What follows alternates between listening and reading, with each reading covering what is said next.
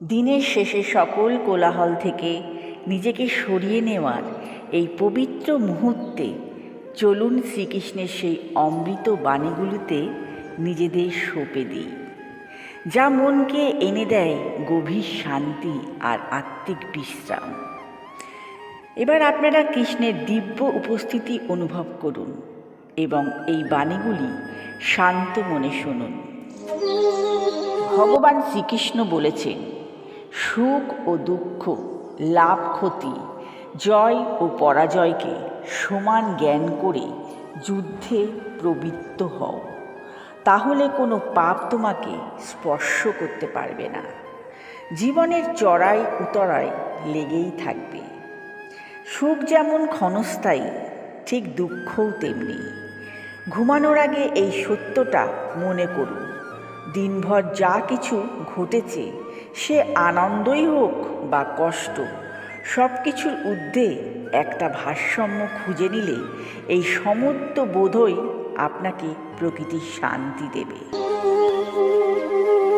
ভগবান শ্রীকৃষ্ণ এটাও বলেছেন যে, নৈনং ছিদ্দান্তি শস্ত্রাণি নৈনং দহতি পাবকং ন চৈনং ক্লেদান্তর্প ন শশয়তি মারুতং। অর্থাৎ আত্মাকে অস্ত্র দিয়ে ছেদন করতে পারে না, অগ্নিদগ্ধ করতে পারে না, জল ভেজাতেও পারে না। আমাদের এই শরীর নশ্বর, কিন্তু ভেতরের আত্মা অবিনশ্বর।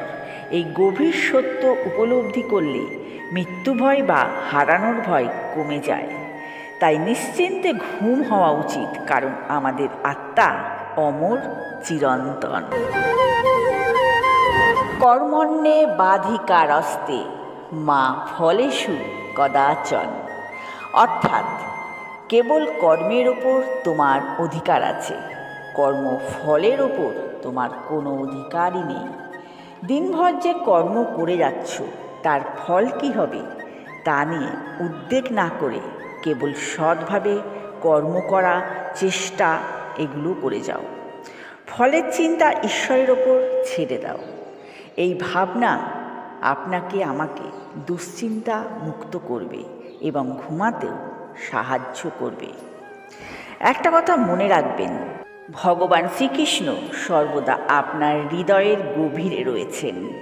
তিনি শুধু দূর আকাশের ঈশ্বর নন, তিনি আপনার প্রতিটি শ্বাস প্রশ্বাসে, আপনার প্রতিটি চিন্তায়, আপনার অস্তিত্বের গভীরেও রয়েছেন।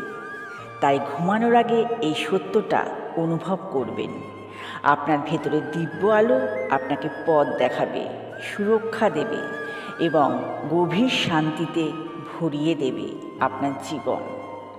এই পবিত্র বাণীগুলো আপনাকে গভীর শান্তিতে ডুবিয়ে দেবে, আপনার মনকে শান্ত করবে।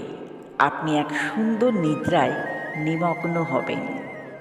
বন্ধুরা, যদি ভিডিওটি আপনাদের ভালো লেগে থাকে তাহলে অবশ্য করে লাইক, কমেন্ট, শেয়ার করে দিন এবং এরম ধরনের ভিডিও পেতে চ্যানেলটিকে সাবস্ক্রাইব করে আমার পাশে থাকার চেষ্টা করুন।